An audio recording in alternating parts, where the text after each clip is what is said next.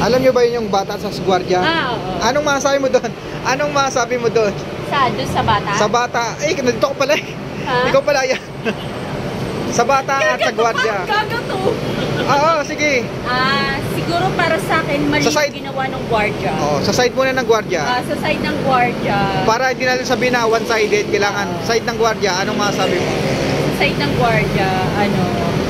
siguro ginagawa niya lang yung trabaho niya. Okay. Kasi nga naman, mall yun.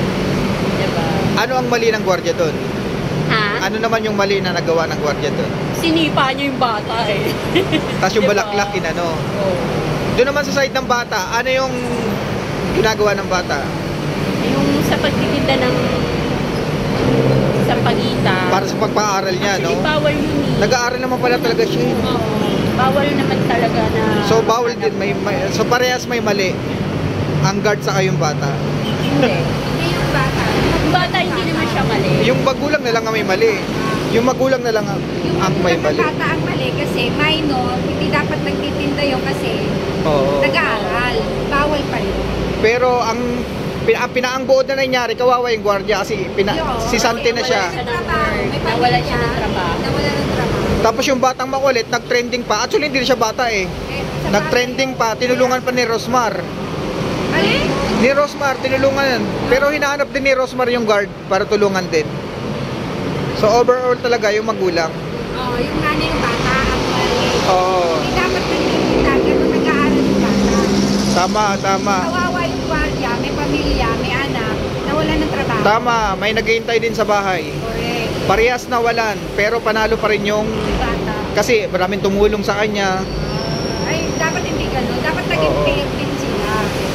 Mas Tapos- inano nila yung may Oo. pamilya. Tapos si Rendon Rabador, kinausap niya yung SM, sinabihan, nag-comment si SM, Rendon Rabador sa SM na dapat di nila pinaalis yung bata, yung guard, Oo, dapat inano muna nila yung paliwanag. ng guard, Oo, ng guard. Kasi dapat naramdaman din nila na may pamilya, kaya nagtatrabaho din doon dahil may pamilya. Tama. Diba? Tapos ang malupit doon, hinahanap pa siya ng PNP. Yung guard, hinahanap, Oo, kasi tatanggalan ng lisensya. Ay, hindi dapat ganun. hinahanap pa siya. Hindi, hindi makatarungan yun. Karapatan na ba ng tao na wag na siya lumitaw? Hindi. Wala, hindi naman crime yung ginawa niya eh. Kaya nga, hindi naman eh. Ang mali lang niya doon kasi, sinaktan niya yung bata. Oo. Yung kamali niya. Pero dapat inunawa din nila dahil ginagawa niya yung trabaho niya. Tama. Yun ang ano. So kawawa talaga yung guard. Yung guard saka yung pamilya ng guard. Okay, maraming po salamat sa ating saloobin. Yay!